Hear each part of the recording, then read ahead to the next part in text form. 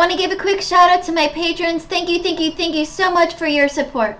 Hey y'all, it's Kay from the Literary Apothecary, and today we're going to be talking about Augustus by John Williams. I don't know if you can see that. This book was so freaking good. I read this twice in 1 month. Both times I gave it 5 out of 5 stars. I listened to the audiobook first, and then I knew I had to reread it again with the physical copy in front of me, because y'all, look at how many tabs I have from quotes I've written down. I loved this so much. So this is a historical fiction epistolary novel about Augustus, who we'll talk about in just a minute. This book had me laughing and crying and wanting to do more reading on Roman history, which I can't wait, because next year, starting in, I think it's January, the Library of Alexandria Discord read-along is going to be about a trilogy about Cicero. So this was part of a patron read with Alan at the Library of Alexandria. It was fantastic. I absolutely loved it. 5 out of 5 stars twice. So Augustus is Julius Caesar's nephew / adopted son. And the novel opens with Augustus and his friends, Marcus Agrippa, Gaius Maecenas, and Quintus Salvidius Rufus. Ellen, I'm sorry if I totally butchered those names. They receive a letter saying that Julius Caesar has been assassinated and that Augustus, who was named heir to the throne, is now the Roman leader. Like I said, I gave this one 5 out of 5 stars 2 times, so we're saying that counts as 10 stars. The first time I listened to the audiobook, just straight audiobook, and I thought the narrator did such a great job capturing the urgency in these letters and all of the emotions that went along with it. When we got that letter that says Julius Caesar is dead, I was ready to fight along with Octavius and all of his friends. I enjoyed it. I really enjoyed the audiobook, but I knew that I needed to read it with the physical copy in front of me, so that way I could go along and mark some of the amazing prose that John Williams did. And I'm going to pause here and say that this is not going to be the best review for this book. If you want a detailed review on this book, go check out Alan's review, because it was absolutely fantastic. I will link that in the description below also, but I had to get my thoughts out on this because I loved this so much that I read it twice in 1 month. So my second read was an immersion read where I read along the physical copy along with the audiobook, and it was so good. I'm so glad that I reread it because there were so many beautiful passages that I missed. John Williams' prose in this book is absolutely beautiful. There were so many passages that I wrote down. Again, look at all of these tabs. These are just quotes that I wrote down.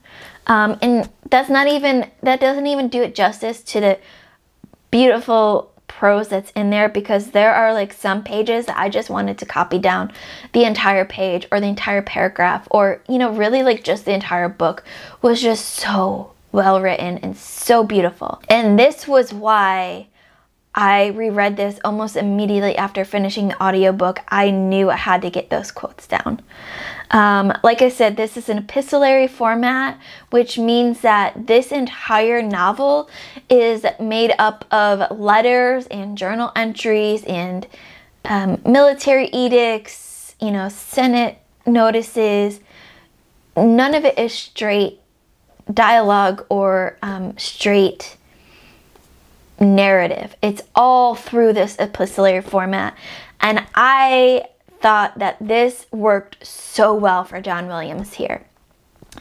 And in the preface of this novel, which we didn't get in the audiobook, so I'm doubly glad that I read the physical format. Evie brought this to our attention while we were reading it.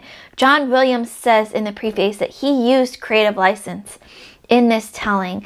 And for some people that especially know the Roman history to the very details, it might affect their reading because it's not 100% true to history.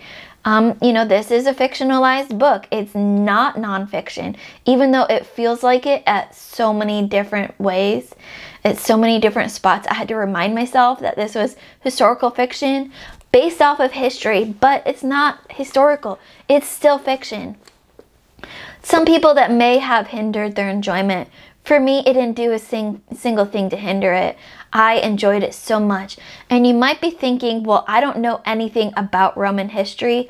I went into this book not knowing anything about Roman history or Julius Caesar and, you know, all of that time besides what I read in William Shakespeare's Julius Caesar play.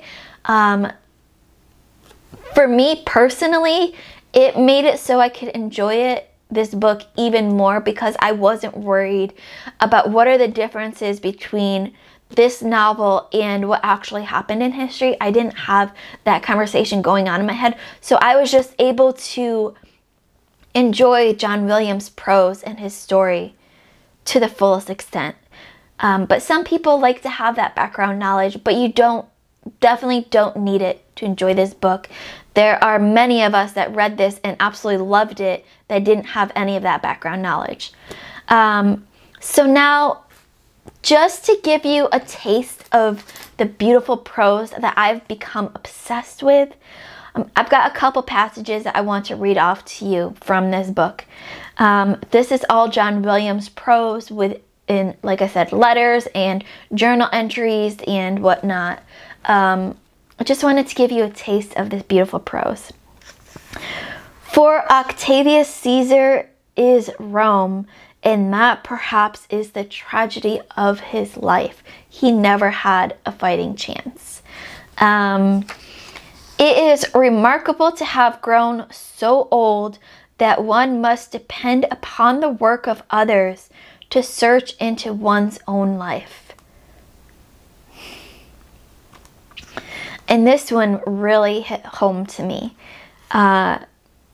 This one gave me goosebumps both when I heard it on audiobook and when I read it physical.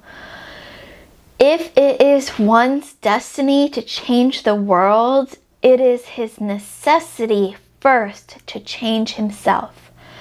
If he is to obey his destiny, he must find or invent within himself so hard and secret part that is indifferent to himself, to others, and even to the world that he will discover in the process of remaking. That quote just it gave me chills again just reading that out. And then the last one that I had marked down to read off here, even though there's so many more that were amazing. The whole book really is amazing prose.